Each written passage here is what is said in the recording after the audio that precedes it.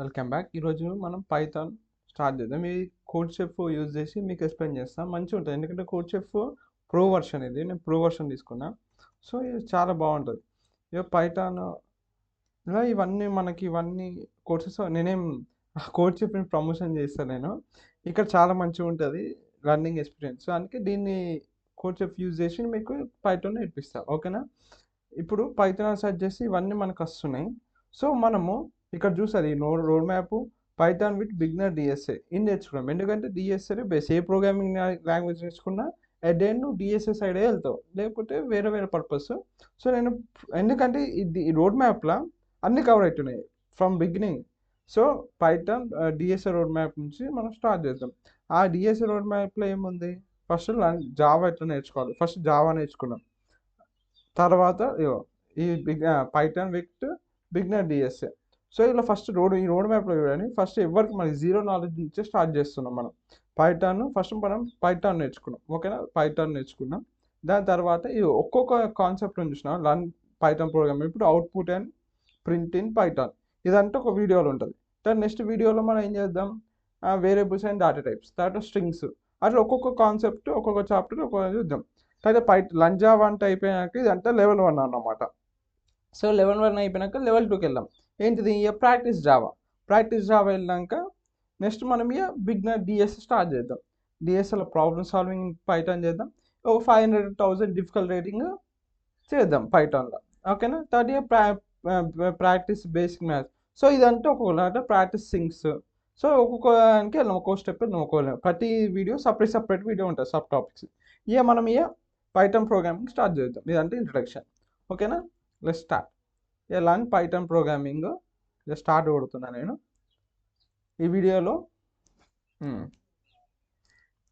So ఇది మన first వీడియోలో ఏంటిది? ఈ కాన్సెప్ట్ అవుట్పుట్ ఎలా ప్రింట్ చేయాలి పైథాన్లో చూద్దాం. ఓకేనా? సో చూడండి, వెల్కమ్ టు ఈ కోర్స్కి వెల్కమ్. ఈ కోర్సులో మనం ఏం నేర్చుకుంటామంటే ఇది ఒక basic concepts of all the basic concepts ఏంటి ప్రోగ్రామింగ్లో variables, strings, conditions, lists, loops, functions ఇవన్నీ పైథాన్ ప్రోగ్రామింగ్లో నేర్చుకుంటాం ఈ ఫస్ట్ లెవెల్లో. ఓకేనా? ఇలా స్టార్ట్ చేద్దాం. క్లిక్. ఓకే, స్టార్ట్ చేద్దాం. నెక్స్ట్ కొట్టుతున్నా. ఒక నంబర్ని ప్రింట్ చేయాలంటే ఎట్లా ప్రింట్ చేస్తారు చూడండి. ప్రింట్ స్టేట్మెంట్ నుంచి స్టార్ట్ చేద్దాం. ఏ ప్రోగ్రామింగ్ లాంగ్వేజ్ అయినా ప్రింట్ స్టేట్మెంట్తోనే స్టార్ట్ అవుతుంది. ఏ నంబర్ ప్రింట్ చేయాలంటే జస్ట్ ప్రింట్ వాడతారు అనమాట. మీరు చూస్తారా ఈ ప్రింట్ కనిపిస్తుంది కదా, నేను కొంచెం జూమ్ చేయాలి. ఓకే, ఇలా ప్రింట్ వాడితే మనం ఏదైనా ప్రింట్ చేయొచ్చు పైథాన్. ఇప్పుడు ప్రింట్ 12 అన్నా. ఒక నంబర్ని ప్రింట్ చేయాలంటే జస్ట్ ఇట్లా ప్రింట్ అని పెట్టేసి ఇప్పుడు స్క్రీన్ పైన ఇక్కడ చూడండి మనకి అవుట్పుట్ 12 వచ్చింది. అట్లా ఒక నేను వేరే ప్రింట్ చేయాలనుకుంటే ఏదైనా ప్రింట్ చేసుకోవచ్చు. సపోజ్ మనోజ్ అని ప్రింట్ చేయాలనుకుంటున్నాం, అది స్ట్రింగ్. సరే నేను ఫస్ట్ ఏదైనా నంబర్, ఇప్పుడు నా డేట్ ఆఫ్ బర్త్ 9 అది ప్రింట్ చేసిన. ఇక్కడ ఏమి పైథాన్లో ఉన్న బెస్ట్ అడ్వాంటేజ్ ఏంటంటే ఇట్లా సెమికాలన్ ఏం అవసరం లేదు ప్రతి స్టేట్మెంట్. జావాలో అవసరం, కానీ ఇక్కడ సెమికాలన్ ఏం అవసరం. చాలా సింపుల్ పైథాన్ అనేది అన్ని ప్రోగ్రామింగ్ లాంగ్వేజ్తో కంపేర్ చేస్తే. సో ఇక్కడ ప్రింట్ 9 అని కొట్టేసిన, సబ్మిట్ కొట్టిన. ఇప్పుడు అక్కడ ఏమొస్తుంది? అవుట్పుట్ 9 అని వస్తుంది. అగో 9 వచ్చింది. అట్లా ఏదైనా నంబర్ ప్రింట్ చేయాలంటే జస్ట్ ప్రింట్ స్టేట్మెంట్ రాయాలా. ప్రింట్ స్టేట్మెంట్ రాసినాక ఇట్లా క్లోజ్డ్ బ్రాకెట్స్ పెట్టి దానిలో ఏ నెంబర్ ప్రింట్ చేయాలనుకుంటున్నాం, 11 ప్రింట్ చేయాలనుకుంటే అట్లా ఒక నంబర్ని ప్రింట్ చేయాలంటే పైథాన్ ఇట్లా ప్రింట్ చేస్తాం. ఓకేనా? డన్. నెక్స్ట్కి వెళ్దాం.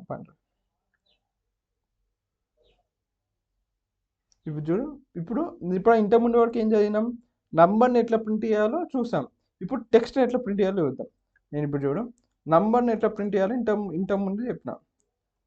జస్ట్ ప్రింట్ పెట్టేసి ఇప్పుడు 12 అని ప్రింట్ చేసి నంబర్ని ఎట్లా ప్రింట్ చేయాలో ఇట్లా అన్నమాట. ఒకవేళ స్ట్రింగ్స్ అంటే ఇప్పుడు పేర్లు ఉన్నాయి. మనోజ్ అనే స్ట్రింగ్, నీ పేరు ఒక సెంటెన్స్ అనే స్ట్రింగ్. సో ఏదన్నా ఒక సెంటెన్స్ని ప్రింట్ చేయాలనుకుంటే దాన్ని నువ్వు డబుల్ కోట్స్లో పెట్టాలి. డబుల్ కోట్స్లో పెడితేనే ప్రింట్ చేయవచ్చు. ఇప్పుడు సపోజ్ ఐ లవ్ పైథాన్ అని ప్రింట్ చేయాలనుకుంటున్నా. అది ఎప్పుడు ఎట్లా పెట్టాలి? డబుల్ కోట్స్లో పెట్టాలి. సో ఏ సెంటెన్స్ ప్రింట్ చేయాలన్నా డబుల్ కోట్స్లో పెట్టాలి. PYTH Python. సో నేను నంబర్ని ప్రింట్ చేయాలంటే ప్రింట్ 12 ఇట్లా జస్ట్ 12 అని రాస్తే సరిపోతుంది ఈ క్లోజింగ్ ఈ బ్రాకెట్స్ లోపల. ఓకేనా? లేకపోతే నేను సెంటెన్స్ ప్రింట్ చేయాలంటే ఇట్లా డబుల్ కాలమ్స్ వాడాలి. ఇట్లనే వాడచ్చు, లేకపోతే డైరెక్ట్ ఒక్క కాలమ్ కూడా వాడచ్చు. ప్రింట్ ఇట్లా పెట్టి జస్ట్ ఒక కాలమ్ ఐ లవ్ పైథాన్. ఇప్పుడు చూడు సబ్మిట్ కొడతా, అవుట్పుట్ వస్తుంది. సో ఇక చూడు ప్రతి స్టేట్మెంట్ తర్వాత సెమికాలన్ అవసరం లేదు. ఏంటిది? I love PYTHON, I love Python, I love Python.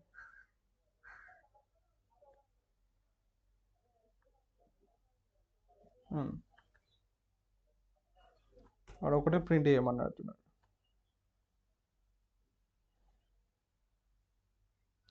అది చూడు వచ్చింది.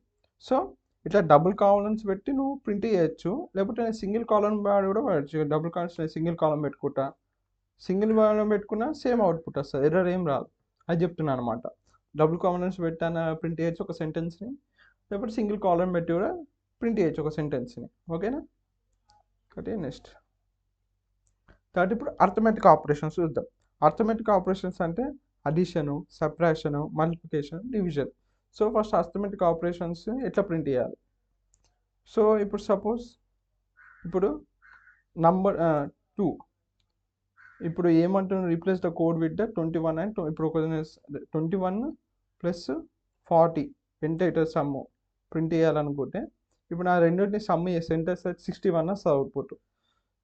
సో 61 అవుట్పుట్ అట్లా వస్తుంది. సో అర్థమెటిక్ ఆపరేషన్స్ ప్రింట్ చేయాలంటే రెండు. ఓకే, నేను కాలం పెడతా అంటే ఏమవుతుంది? ఇప్పుడు నేను కాలం పెట్టి చూపిస్తాను.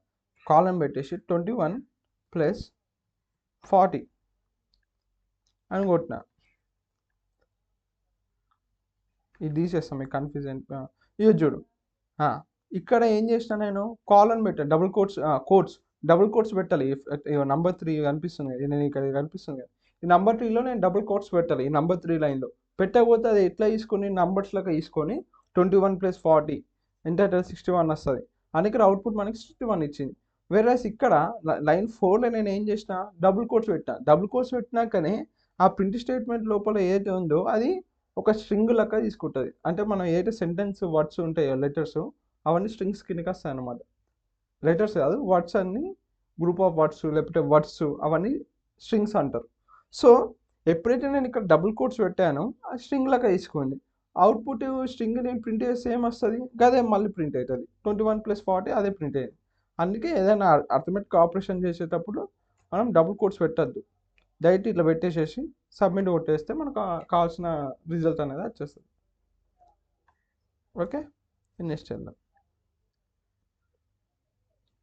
ఇప్పుడు చూడండి, which line of code will output to text. నేను టెక్స్ట్ని ప్రింట్ చేయాలంటే ఏమని చెప్పినా డబుల్ కోట్స్ వాడాలి.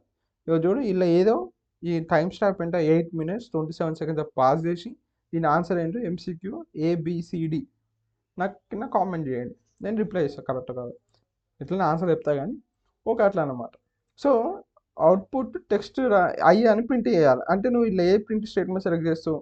ఇప్పుడు ఇది సెలెక్ట్ చేస్తావా అంటే కాదు, ఎందుకంటే బ్రాకెట్స్ ఉండాలి. ఓకే, మరి ఇలా బ్రాకెట్స్ ఉన్నాయి కదా మరి, కానీ నేను ఇప్పుడు చెప్పిన ప్రతి ప్రోగ్రాంలో ఎక్కడ డబుల్ కోట్స్ చూసినావా, అదే సెమికాలం చూసినావా, ఎక్కడ సెమికాలం లేదు. పైథాన్లో మనం సెమికాలం వాడం. నెక్స్ట్ థర్డ్ అంటావా అంటే ఓకే ఇక్కడ డబుల్ కోట్స్ ఉన్నాయి కానీ బ్రాకెట్స్ లేవు. So this is the correct option. So submit కొట్టేస్తాం. అదే ఆట. సో ఫస్ట్ అదే నేను చెప్పింది ఇక్కడ ఎక్స్ప్లెనేషన్ ఉంది. ఓకేనా? Next so which line of code will output the sum of 7 + 19. So ఇలా 7 + 19 which line of code will output the, so some నేను 7 + 19 సమ్ అని చేయాలనుకుంటున్నా. సో ఇలా ఏ ప్రింట్ స్టేట్మెంట్ వాడితే నాకు సమ్ 7 + 19 వస్తుందో చెప్పండి. ఇప్పుడు 9.35 seconds దగ్గర పాస్ చేసి దీని సొల్యూషన్ కామెంట్ చేయండి. నేను ఒక 5 seconds అవుతా. సింపుల్. ఇప్పుడు నేను చెప్పింది నంబర్స్ని ప్రింట్ చేయాలంటే డబుల్ కోట్స్ వాడాల్సిన అవసరం లేదు. ప్రింట్ ఈక్వల్స్ 7 + 19 అంట, అది కాదు, అట్లా కాదు. So print 7 + 19 correct option. ఈ డబుల్ కోట్స్ వాడితే ఎట్లా తీసుకుంటుంది, స్ట్రింగ్ లెక్క తీసుకుంటుంది. ఇక్కడ చూడు, ఇక్కడ అదే ఉంది, ఇక్కడ అదే ఉంది, కానీ ఇక్కడ ఏం చేసిండు, ప్రింట్ తోటి స్పేస్ ఇచ్చిండు ఇక్కడ. అదేనా ఒకసారి ఇప్పుడు చూడు. సో కరెక్ట్ ఆన్సర్స్ రెండు కరెక్టే, ఓకేనా, ఇది కరెక్టే, ఇది కరెక్టే, ఓకేనా. సబ్మిట్, ఇవి రెండు కరెక్ట్ ఆప్షన్స్.